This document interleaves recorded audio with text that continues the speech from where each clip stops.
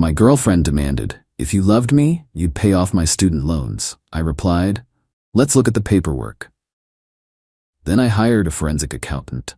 The loans were actually for her ex-boyfriend's car, and what I did next made her regret everything.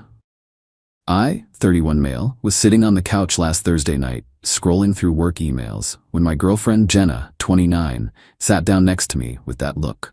You know the one, where they're about to drop something heavy. We'd been together for almost 3 years, living together for the last 18 months in my condo. Things were good, I thought. We split groceries, she covered utilities, I handled the mortgage. Pretty standard stuff. "Babe, we need to talk about our future," she said, grabbing my hand. I put down my phone. "Yeah? What's up?" She took a deep breath. "I've been thinking. If we're really serious about building a life together, we need to tackle my student loans. They're holding us back from getting married, buying a bigger place, starting a family." Fair enough, I thought. We talked about her loans before. She said she had about $35K from her MBA program. Not ideal, but manageable. "Okay," I said. "What's the plan? Want to look at consolidation options? Maybe refinance?" She squeezed my hand tighter. "Actually, if you really loved me, you'd just pay them off. You make good money, and it would show me you're committed to our future." Record scratch moment right there. I work in IT consulting, make decent money, about $95 a year. But dropping $35, hey, that's not pocket change. "Jenna, that's a lot. Can we look at the paperwork together? Figure out the best approach?" Her face changed, went from sweet to defensive real quick. "Why do you need to see the paperwork? Don't you trust me?" "It's not about trust. It's about understanding what we're dealing with. Interest rates, payment terms, that stuff matters." She stood up, crossed her arms. "This is exactly what Tori said would happen. You say you love me, but when it comes to actually proving it, you get all analytical." Tori, her best friend who's been divorced twice and thinks all men are trash. Great. Jenna, asking to see paperwork for a $35,000 financial decision isn't weird, it's responsible. "If you loved me, you wouldn't need paperwork." She was getting louder now. "Keith would have done it without asking questions." Keith. The ex-boyfriend she swears she's over but brings up whenever we argue. The guy who supposedly broke her heart 2 years before we met. "I'm not Keith," I said, staying calm. "And if you want my help, I need to see the loans." "That's reasonable." She stormed off to the bedroom, slammed the door. Classic. I sat there thinking. Something felt off. She'd been weird about money lately. Asking for cash for emergencies that she never fully explained. Getting packages she said were returns, but never seemed to actually return. Next morning, she acted like nothing happened. Made breakfast, kissed me goodbye for work. But I couldn't shake the feeling. So I did something maybe I shouldn't have. I hired a forensic accountant. Found the guy through a friend who went through a nasty divorce. Cost me $1,500 up front, but he specialized in financial investigations. Told him I needed to verify some financial obligations before making a major payment. Gave him what I knew, her full name, the school she attended, rough dates. Told him she claimed $35 in student loans. 3 days later, he called me at work. "Mr. Thompson, you might want to sit down for this." Update 1. Holy hell. The forensic accountant Bradley just laid it all out, and I'm still processing. Here's what he found. Jenna does have student loans. $8,700 worth. She's been making minimum payments for years, which is why the balance barely moves. But here's the kicker. There's a car loan. A $26,000 car loan for a BMW M3 taken out 4 years ago. The name on the loan? Jenna Reeves, her name. The registered owner? Keith Morrison, her ex-boyfriend. She's been paying $540 a month for his car for 4 years. Bradley found more. The loan originated 2 months before she claims they broke up. She's listed as the primary borrower. He's not even co-signed. The car's registration has been renewed twice, still in his name. Insurance records show he's had 2 claims on it. Minor accidents, both his fault. But wait, it gets worse. Remember those emergencies she needed cash for? Bradley traced patterns. Every month around the 15th, she'd withdraw $500 to $600 cash. The car payment hits on the 20th. She's been using my money to pay for her ex's car. I felt sick, actually had to leave work early. When I got home, Jenna was there with Tori. They were drinking wine, laughing about something on Tori's phone. stopped when they saw me. "You're home early," Jenna said, suddenly nervous. "We need to talk. Alone." Tori rolled her eyes. "Whatever you need to say to her, you can say in front of me." "No, I really can't. This is private." Jenna nodded at Tori, who left but made sure to give me the stink eye on her way out. I sat down, pulled out Bradley's report. "I know about the BMW, Jenna." Her face went white, then red, then came the tears. "You investigated me. How dare you? You asked me for $35,000. You lied about what it was for. You've been paying for Keith's car for 4 years, with money I've been giving you." "It's not like that." She was sobbing now. "He manipulated me, said if I didn't help he'd ruin my credit. I had no choice." "You had a choice. You could have told me the truth." "You wouldn't have understood. You're so practical about everything. Keith gets me emotionally." "Gets you? Present tense?" She froze, caught. "We're friends, just friends." I pulled out my phone, showed her a screenshot Bradley had found. Keith's Instagram from last week, the BMW in the background. Caption, "Thanks to my ride or die for keeping me rolling. You know who you are." "You're his ride or die?" She grabbed for my phone. I pulled it back. "That's not." "He doesn't mean." "Jenna, stop. Just stop. You've been paying for your ex's car while living in my condo, eating food I buy, asking me for emergency money that goes straight to his payment, and then you tried to manipulate me into paying the whole thing off." "I love you," she wailed. "Keith means nothing." "Then why are you paying for his car?" Because. She couldn't finish. "You need to leave. Pack your stuff, stay with Tori. We're done." "You can't kick me out. I have rights. I've lived here for 18 months. "You're not on the lease. You're a guest who's overstayed their welcome. Get your things." She called me every name in the book. Said I was controlling, abusive, cheap. Then called Tori, who showed up 20 minutes later acting like she was picking up a domestic violence victim. They loaded up Tori's car with Jenna's stuff. As they were leaving, Jenna turned back. "Keith was right about you. You're heartless. Keith can start paying for his own car now. See how right he is then." Update 2. It's been 5 days since I kicked Jenna out, and hoo boy, the entitlement came out in full force. Day 1 after the breakup. Got 73 texts ranging from "I'm sorry baby, please talk to me," to "You're a pathetic control freak who will die alone." Blocked her number. Day 2. She started emailing my work address. IT flagged them as spam pretty quick, but not before I saw the subject lines. "Urgent, relationship emergency.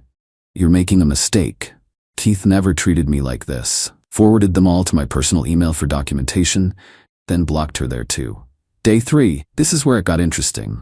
I get a call from an unknown number. It's Keith. "Yo man, we need to talk." "No, we don't." "Listen, whatever Jenna told you about the car thing, it's not what you think. She didn't tell me anything. I found out myself. Enjoy your last month of free BMW payments." "Bro, you don't understand. She owes me that car." I actually laughed. "Owes you? For what?" "For emotional trauma. I was with her during a really tough time and..." "Keith, I honestly don't care. She's not my problem anymore, which means you're definitely not my problem. Good luck with those payments. You can't just..." Click. Day 4. Jenna showed up at my work. Security had to escort her out. She'd apparently told the receptionist she was my fiancé bringing me lunch. When they called up to verify it, I said I didn't know anyone by that name.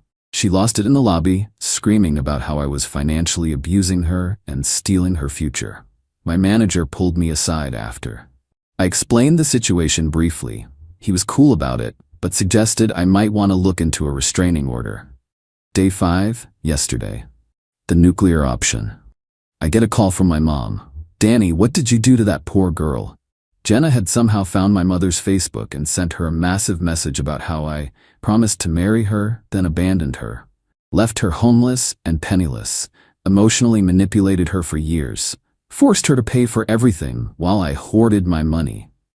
She even sent my mom fake screenshots of supposed text conversations where I'm saying horrible things. Pretty convincing at first glance, but the timestamps were all wrong and she spelled my last name wrong in the contact info. Spent 2 hours on the phone with mom showing her the real evidence. She was pissed. Not at me, at Jenna. The audacity of that girl, using her ex-boyfriend to manipulate you and then trying to turn me against my own son. But here's where it gets really good. Last night, around 11 p.m., I get a notification from my credit monitoring app. Someone tried to apply for a credit card using my SSN. Guess who knows my SSN from all those times she helped me with tax paperwork? Called the credit card company immediately. Fraud department flagged it, canceled the application. Then I did something I probably should have done earlier, put a freeze on my credit. This morning, woke up to an email from Tori. Not Jenna, Tori.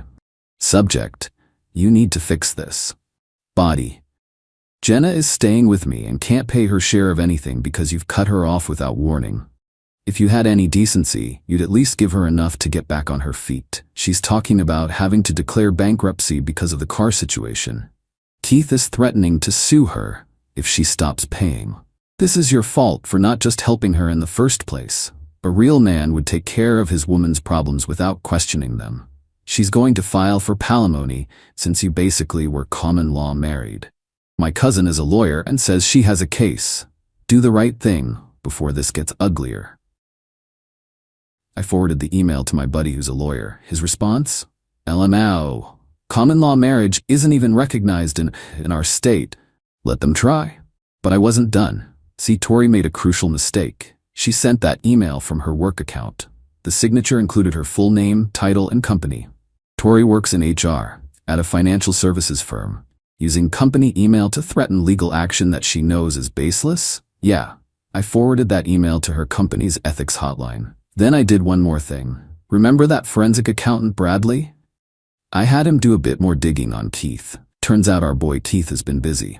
2 other car loans and collections, eviction proceedings from 3 apartments in the last 5 years, an ongoing small claims case where he's being sued by an ex-roommate for $4,000.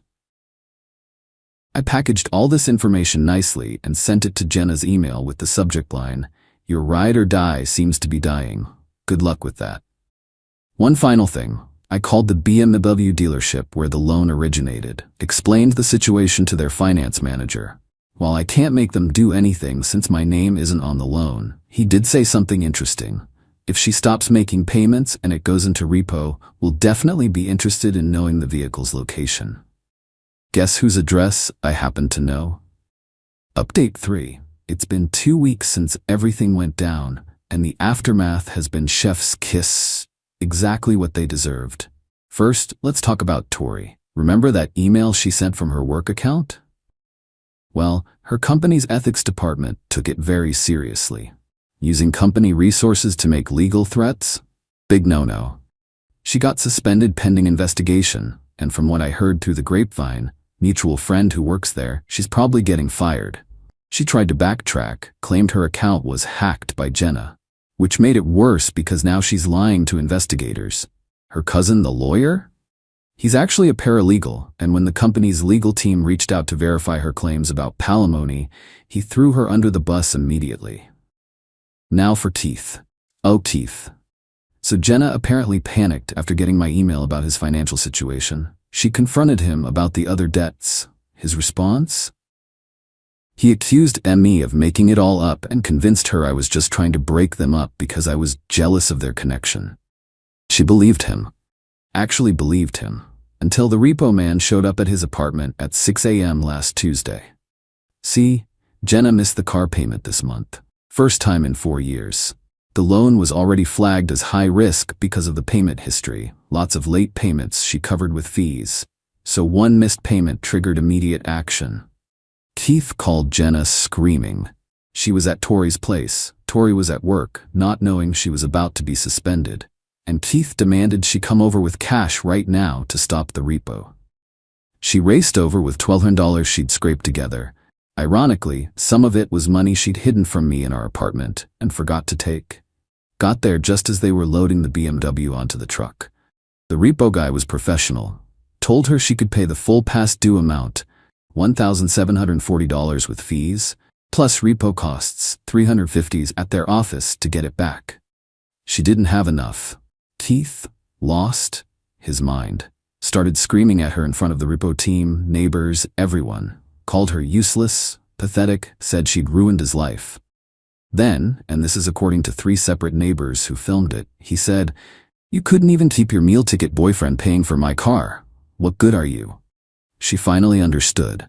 Finally saw what everyone else could see. She was just a payment plan to him.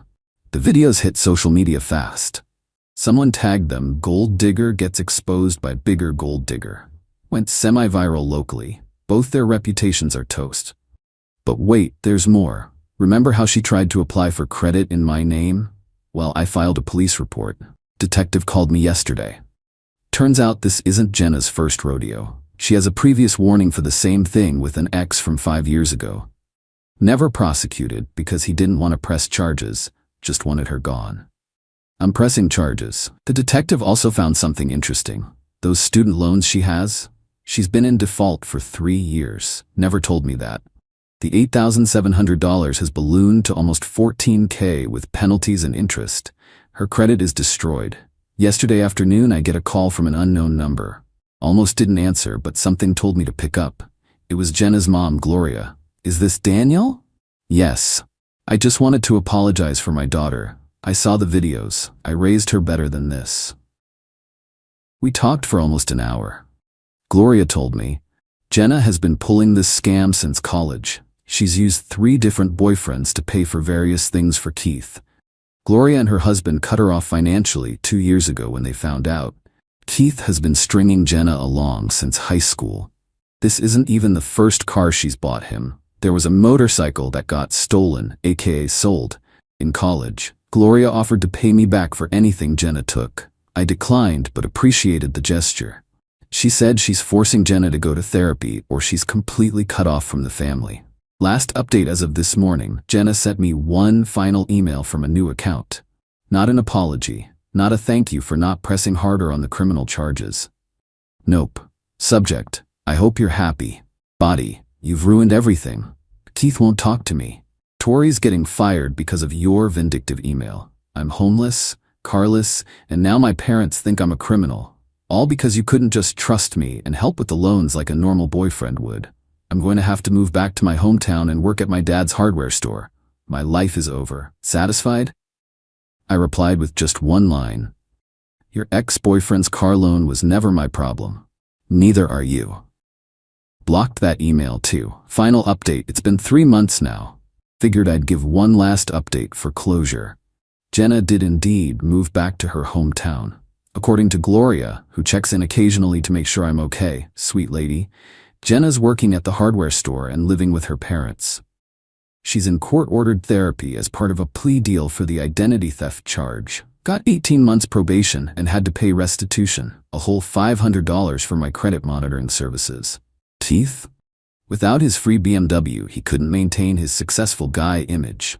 Last I heard, he was couch surfing and trying to convince new girlfriends to invest in his business ideas. Good luck with that, buddy. Tori got fired. Tried to sue her company for wrongful termination. That went about as well as you'd expect. She's working retail now and subtweeting about fake friends and snakes constantly.